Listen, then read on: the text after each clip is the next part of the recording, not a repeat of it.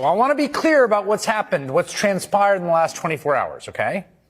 The richest man in the world, worth $250 billion, took $190 million away from kids with cancer.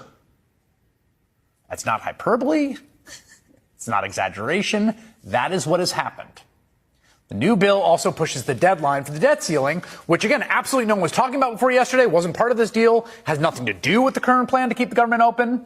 And why, you might be asking, did Republicans include that? Well, the answer is simple. Donald Trump, do you remember who he is? The guy who was actually elected president, standing next to the real president there in your shot there, had to look like he was doing something because, as House Democrats pointed out today, it sure looks like Musk and not Trump is the guy calling the shots. You took all that out. Why? Because a billionaire, Elon Musk, decided that we were going to act in favor, or the Republicans were supposed to act in favor of corporate interests. There was a Republican drafted bill that was posted by House Republicans. And then one or two puppet masters weigh in. We reached an agreement. We came to modest achievements. And a tweet changed all of it? Can you imagine what the next 2 years are going to be like if every time the Congress works its will and then there's a tweet? Or from an individual who has no official portfolio, who threatens members on the Republican side with a primary? They write the bill. They post the bill. They agreed on a bill. They signed it. And you know what? They got scared because President Musk told them, President Musk said, don't do it. Don't do it. Shut the government down. Good evening, good morning, depending on where you are. I couldn't sleep after I heard about what Elon Musk has done and is doing and is preparing to do. So I decided to just cut on the camera and stream and talk to you, the audience, because I think we need to really just kind of take an assessment of where we are in world history, particularly American history, as we are being impacted by the likes of not only Donald Trump. One of the main arguments I had against Donald Trump was not just Donald Trump, but it was the full list of carpetbaggers and coat riders who were going to come into power with him. And at the very last tail part of the last 2 years, Elon Musk has made a shift into full throttle, not just Maga. Here's why I'm going to talk about Elon Musk tonight and not so much Donald Trump. Because Elon Musk really represents a new stage in American history. Not just world history, yes, world history, but specifically American history. Because Elon Musk has enough wealth to single-handedly destroy American democracy. I'm not going to focus on that so much. I will talk about that. But I think tonight is the most salient demonstration of how completely and utterly evil or dumb, take your pick. Elon Musk is either completely and entirely evil and knows exactly what he's doing, or he is just so dumb and overconfident in his abilities because he's rich. And so many people on this planet mistake intelligence with wealth and wealth with intelligence, and it simply doesn't work like that. Let me know in the comment section, is it that Elon Musk is purely evil and knew that he was getting ready to take $190 million away from childhood cancer research? Or was he just so dumb and not realize the implication of what he was doing without fully reading the bill, the continuing resolution, without even understanding what was in it, and just in the sheer arrogance of his ego, used his power over Twitter, over social media, over MAGA, over Donald Trump. Elon Musk has power over Donald Trump. Was he just so dumb that he didn't realize that what he was getting ready to do was going to take $190 million away from childhood cancer research? Or are we dealing with such an evil genius that he doesn't care? And he knows and he doesn't care. Now, I know some people are saying, well, Ben, it'll probably pass. It will probably, they'll make something happen. And so we don't have to worry. That's, to be honest with you, that's almost besides the point, because what Elon Musk has demonstrated tonight, is that he can single-handedly bring the United States government to a halt. Never mind the fact that he also has defense contracts and security clearances and top secret information about the United States of America in our most vulnerable positions because of the relationship he has with the Department of Defense. Not only that, but just by the sheer will of his finances, not his genius, not his eloquence, not his ability to convince, not his ability to persuade, but just because he was born rich. Just because Elon Musk was born rich, the son of apartheid South Africa, the son of an emerald mine baron, the son of Elon Musk is a child of the American government budget. He benefits from, he is a welfare queen. The subsidies that he receives, the defense contracts that he receives, it's all just a big, huge handout to him. And he has now demonstrated tonight that despite the fact that he has so much money coming in from the United States government, despite the fact that he has so much access to defense contracts, despite the fact that he has so much access to some of our critical secrets in the United States of America, he's demonstrated that he will allow his pure ego to bring the United States to its knees. And there Donald Trump is, not having any meaningful thought in his brain about how he would govern the United States of America, ceding complete and total power to Elon Musk.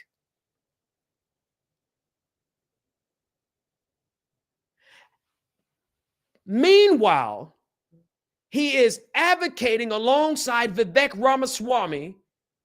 We'll get to Doge in a minute. But isn't it ironic that these are immigrants who have the most power in the United States of America, while simultaneously preparing to deport 20 million of the poorest immigrants in America?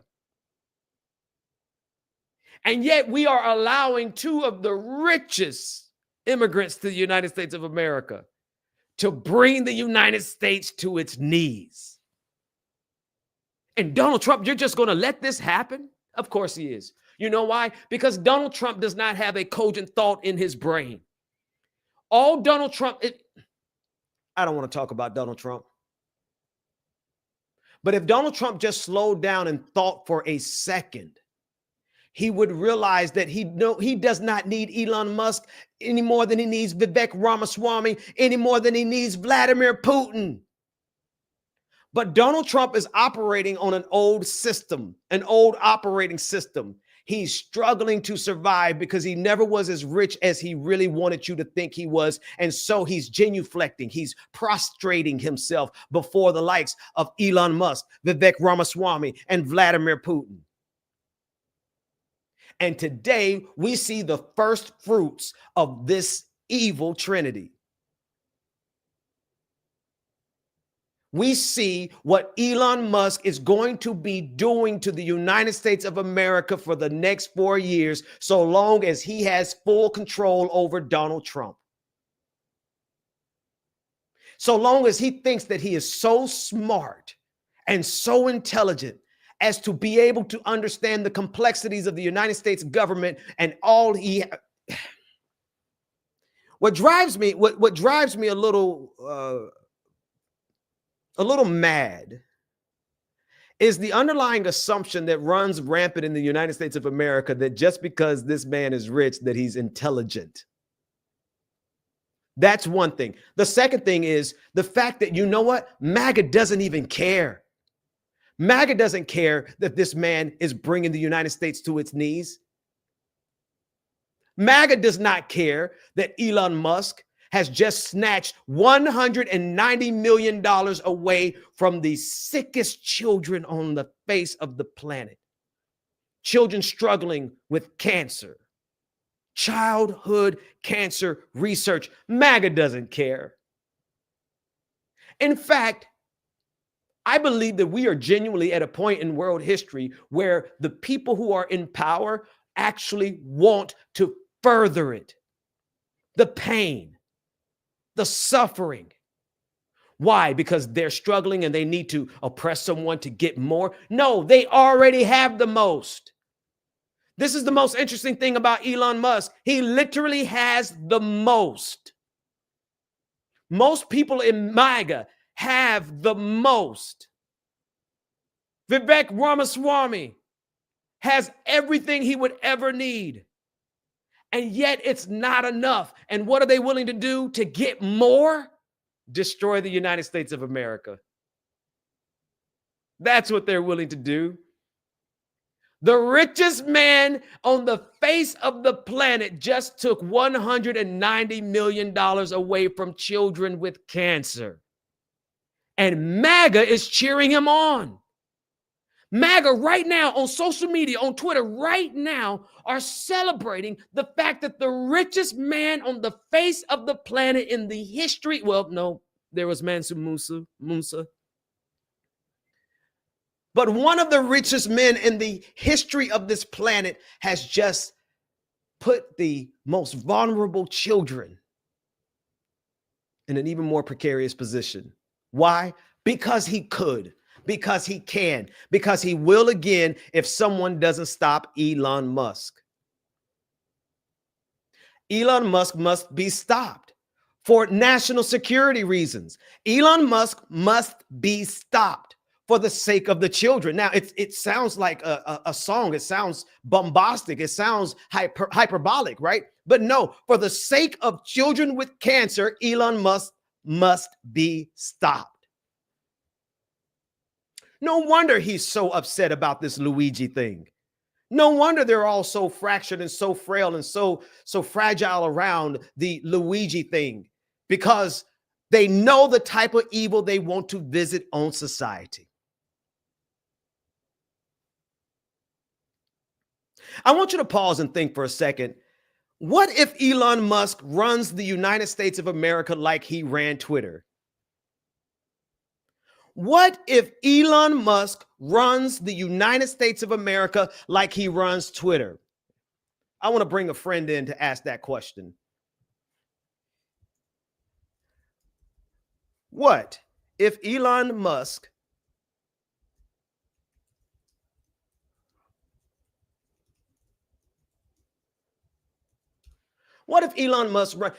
let's recall what happened to Twitter. The revenues of Twitter decreased by 80% on Elon Musk's watch. What else happened to Twitter? It was overrun by Nazis and white supremacists. What else happened to Twitter? The use of the N-word increased by 500%. What else happened to Twitter? If Elon Musk runs Twitter, runs the United States of America the way he ran Twitter,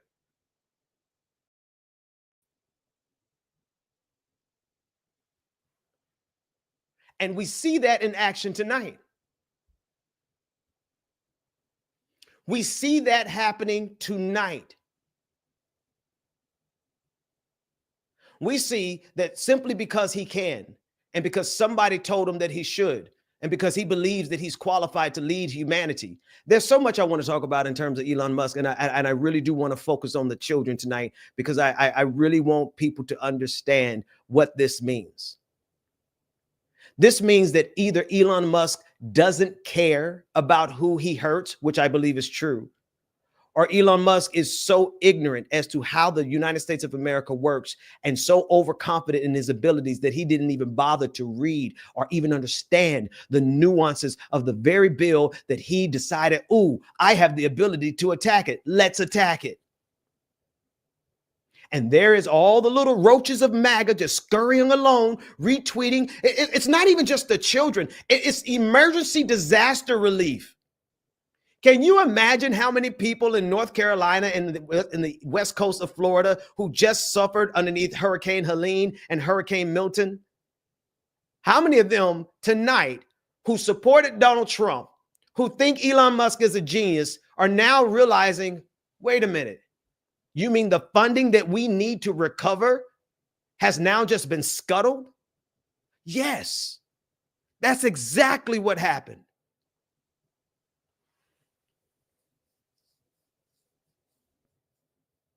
Folks, I had a chance to sit on the broadcast with Leftist Mafia tonight, and it dawned on me. We have one of two options as to how we approach this, how we deal with this time, how we even view this time period that we're in.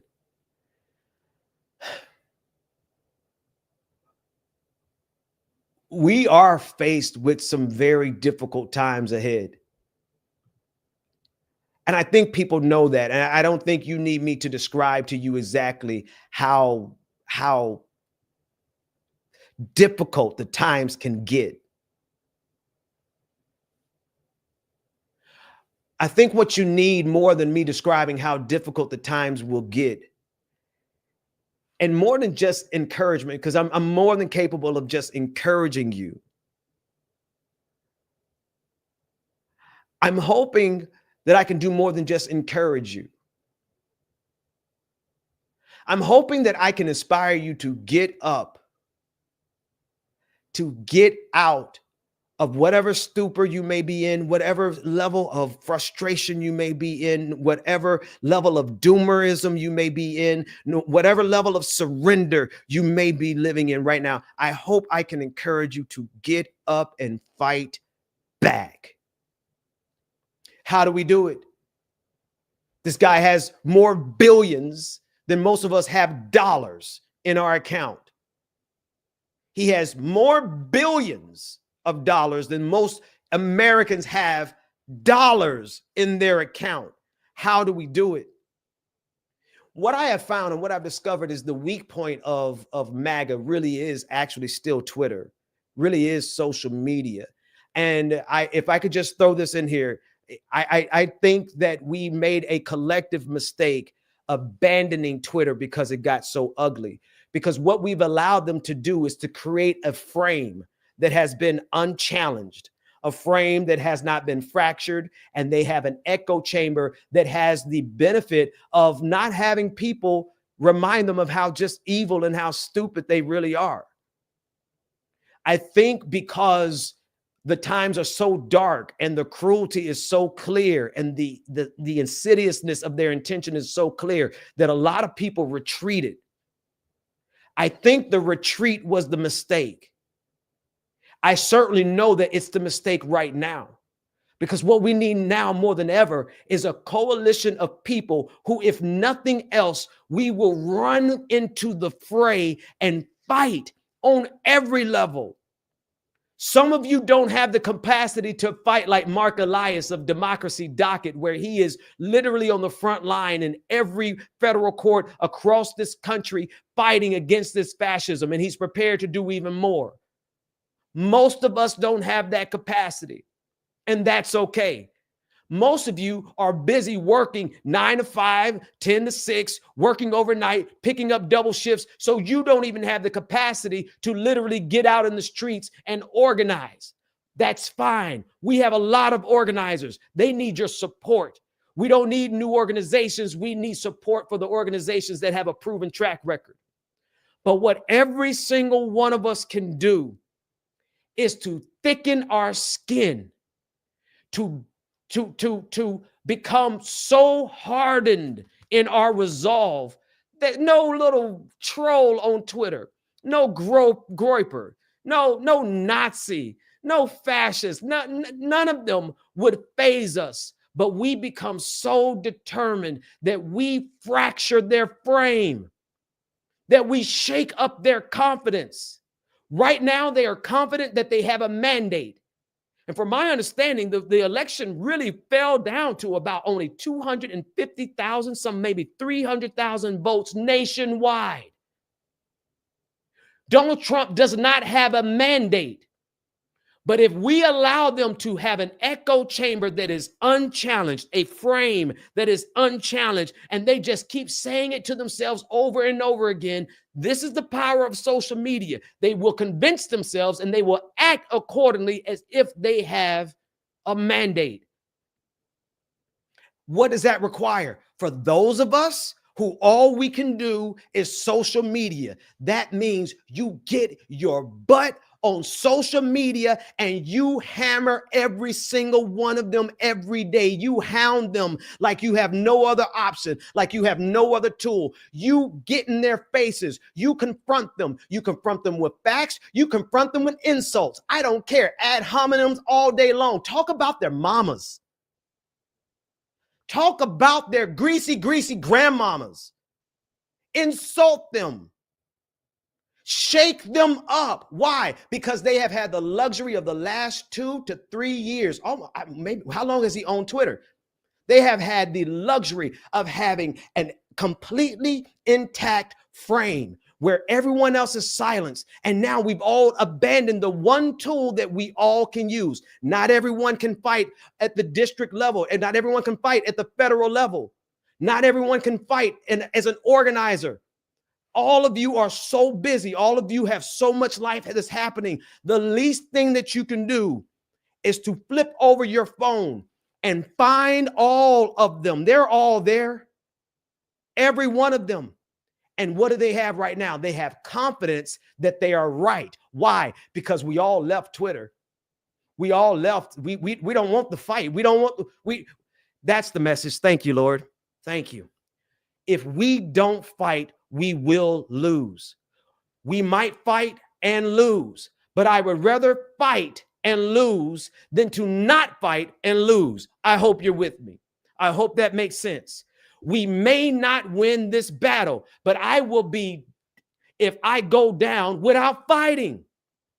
So how do we fight? I fight right now with words. Fight right now with confidence. Fight right now in social media. Fight right now every single day, all day long, 24/7, whenever you could flip over your phone and get in every one of their faces and rattle them. Shake them up. Don't let them be confident. They have nothing to be confident for. They literally have no Elon Musk is not a genius. Forgive me, Lord. I don't know when you're going to let me give what you have given me. But believe me when I tell you, Elon Musk is not a genius. But he has the confidence of one because of his money. Maga, they only have confidence because they have a hermetically sealed bubble that Elon Musk provided for them. They are so fragile. Here's how fragile they are. Dan Bongino, whatever his last name is, the very tough guy that they want to assign to Donald Trump to be the director of the Secret Service, he's a coward. He blocked me after one interaction. This big old confident guy could not handle one interaction with my small, frail self. Every one of their heroes is scared of me. Candace Owens has blocked me. She's fearful. Andrew Tate and his brother, both of them, fearful, scared, cowards, intellectually. They can't handle a debate. None of them want to debate. None of them want to stand toe-to-toe with people who actually know what's going on. So they close their frame. And if we don't go in and rip their frame apart, they're going to just run all over us. They are cowards, every one of them.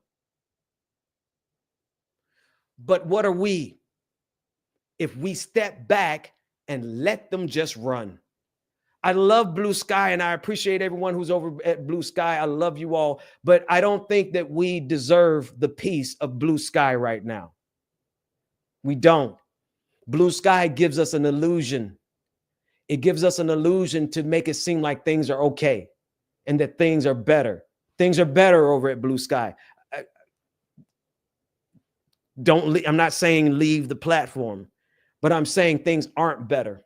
Because what's happening right now on X is that their strength is growing. Why? Because we're not there to weaken them. We who can't do it. Listen, if you are an attorney and you can help and assist and be a part of the movement that defends democracy in the federal courts, we don't need you on social media. We need you doing that. If you are a federal employee and you know your ability to maintain your job, you're part of the union, you know where all the levers are, you know what buttons to push. If you work for the federal government, we don't need you on social media. We need you to hold the line against the Maga deep state. That's where we need you. If you are an organizer, we don't necessarily need you on social media except to help to tell us where you need us to be. We need you organizing. But for the rest of us, I'm telling you, the biggest mistake that we have made so far has been to cede the territory of Twitter and Facebook to these cowards. If I don't give you anything else tonight, the one way that you can fight, whether you are an attorney or not, whether you're an organizer or not, whether you are a politician or not, whether you are a federal worker or not, I'm telling you, the battleground is right there and it's for the taking. I give them hell every single day. They hate when I come around. Why? Because they know two things is true. One, I know more than they do. Two, I don't give a damn. I'll talk about every one of them in ways that fractures their ego, in ways that make them say, oh, you can't possibly be a pastor. You might be right, but the prophets of old didn't bite their tongues. And I'm telling every single one of you listening to me right now, I know it's only a few hundred, but we don't need more than that.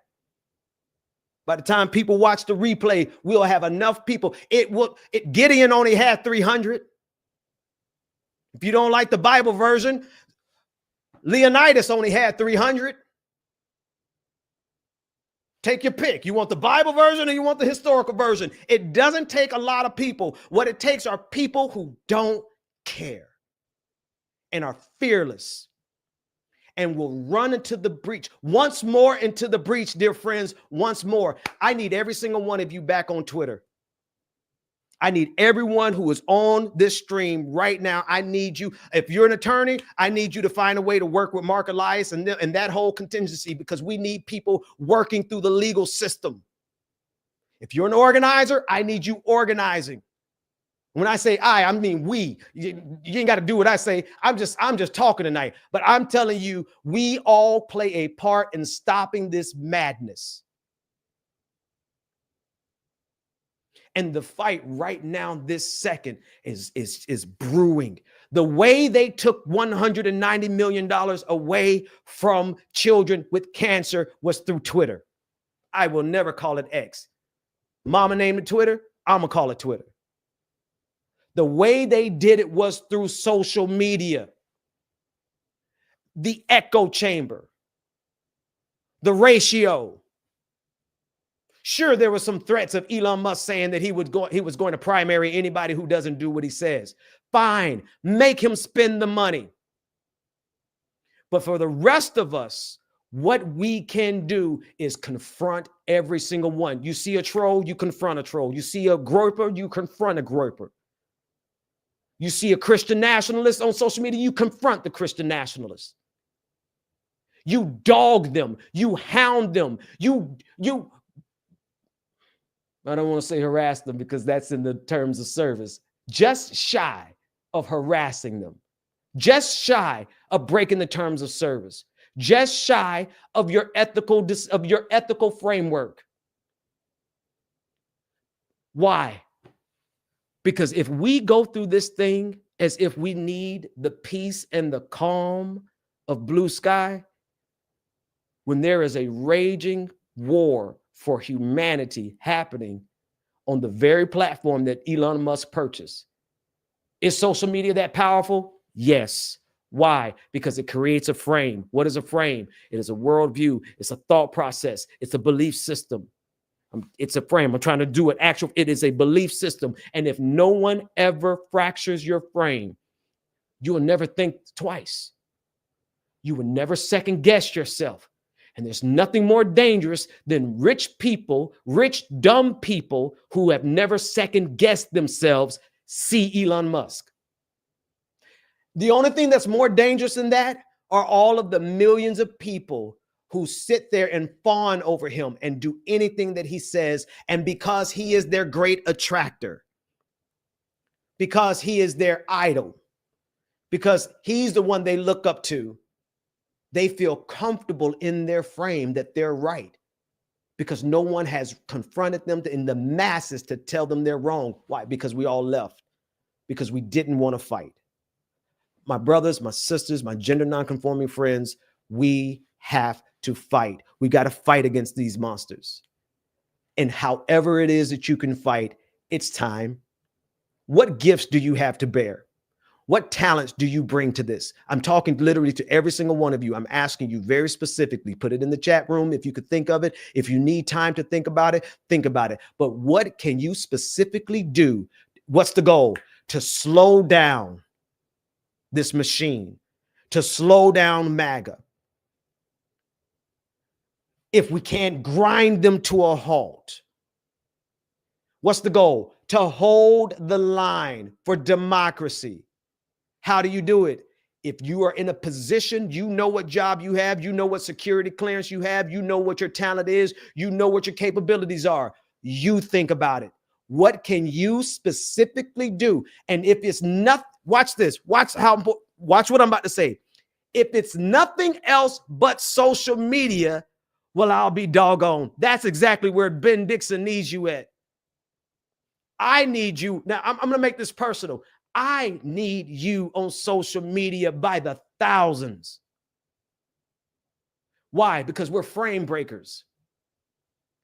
We will go into this fight and we will confront every single one of them. Will we win? I don't know. Will we be victorious? I don't know. I can't tell you that. I've been talking to the Lord about it. I got a really good feeling about it. I've got some intel that I would love to share with you about it one day, but God hasn't released me to do it yet. Will we win? I do not know, but I'll be doggone if we don't fight. I know this line I'm about to say is not originally from Lil Wayne, but I remember it best from Lil Wayne. He says, if I'm going to die, it's never going to be knees in the dirt. Never knees in the dirt.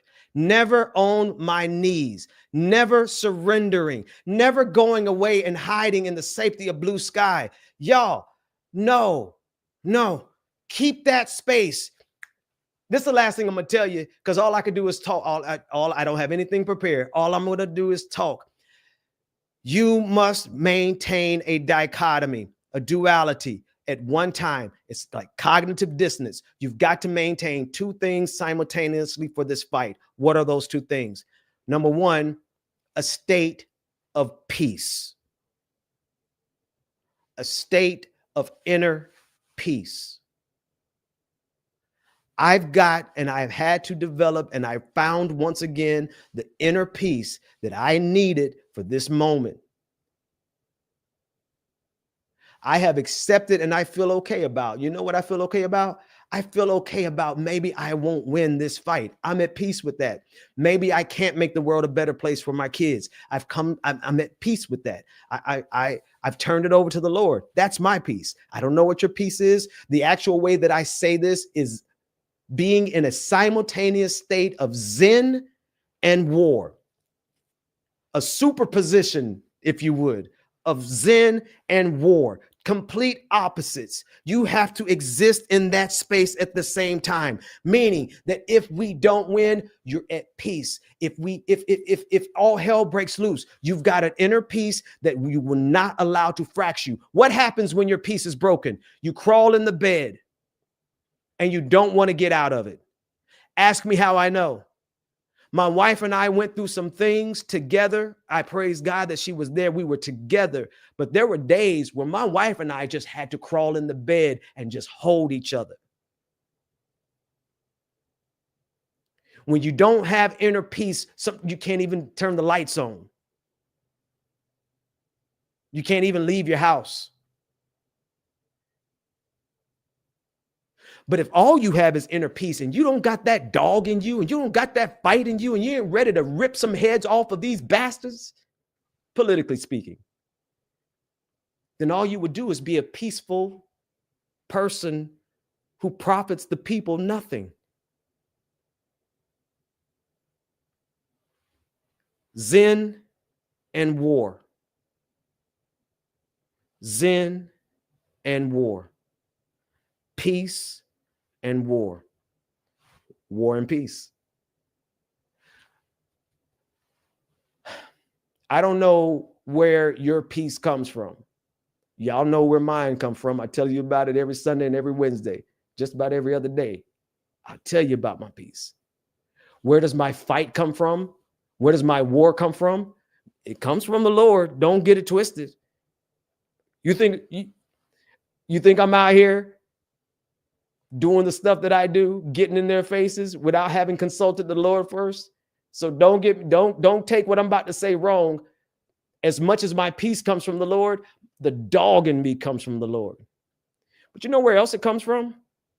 The fact that I refuse to let my children see me do anything else but give it everything I've got to make sure that there is a democracy in place when I'm dead, to make sure that we've done everything we can to have a public health system when I'm gone, to do everything I can so that we have a habitable planet for my children when I'm gone.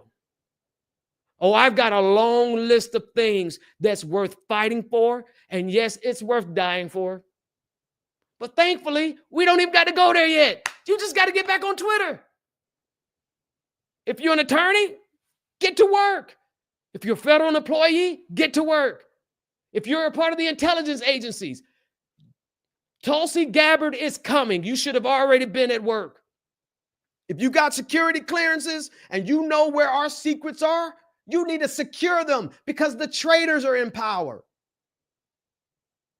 The traitors are in power. And Elon Musk demonstrated tonight that he doesn't care if it's children with cancer that he hurts.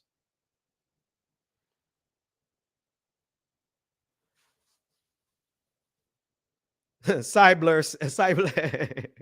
I shouldn't put this one up. I'm just going to read it. My piece came with an extra clip.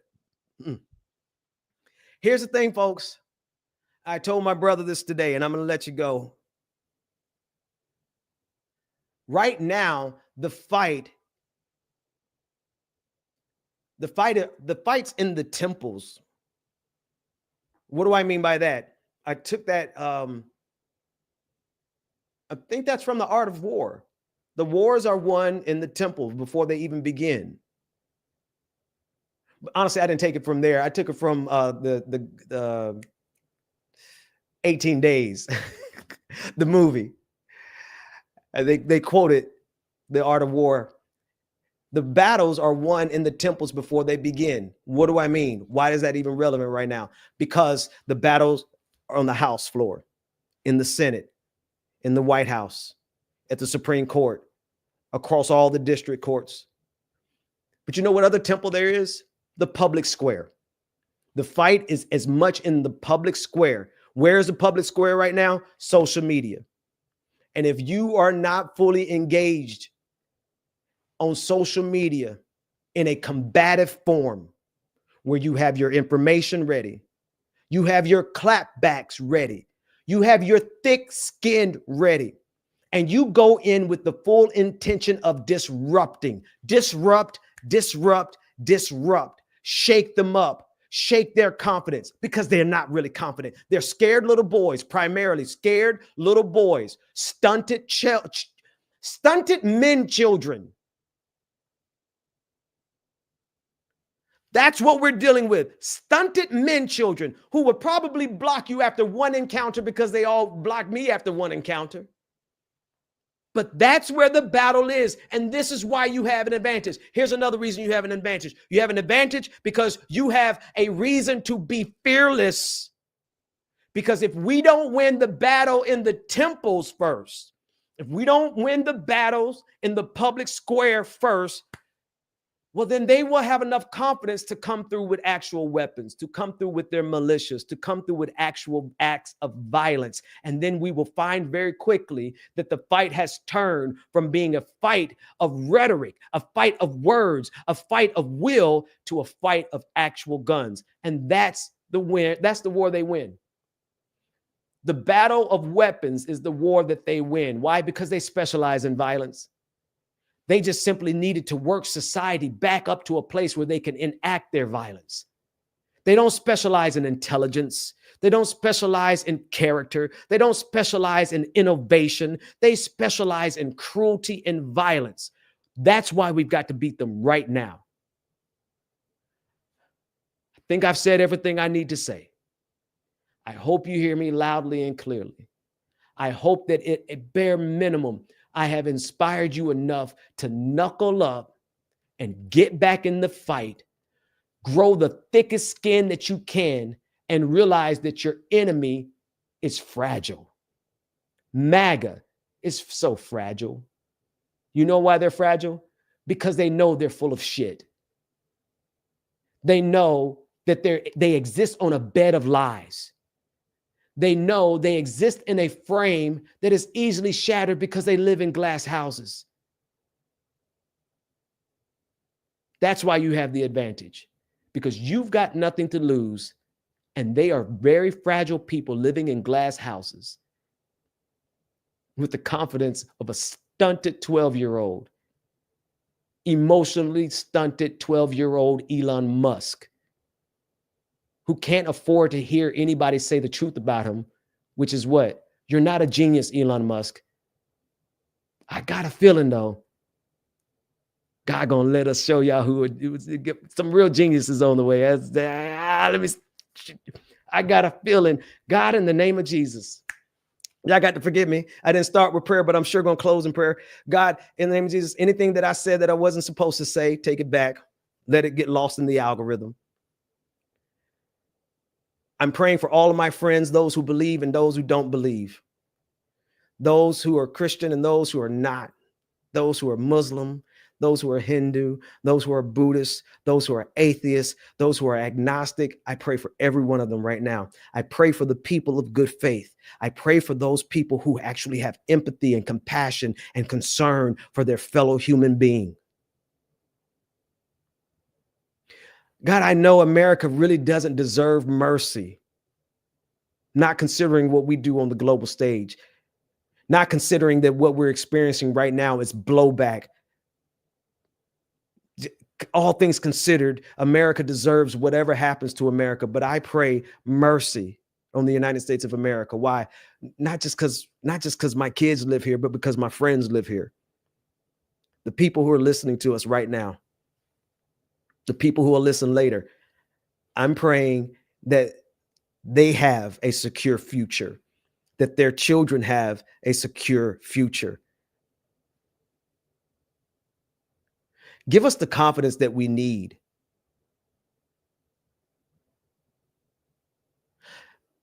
May I address you the way I talk to you for real? Our divine entity, the sum total of all the energy in the universe, from the Planck scale to the cosmic, to the higher dimensions.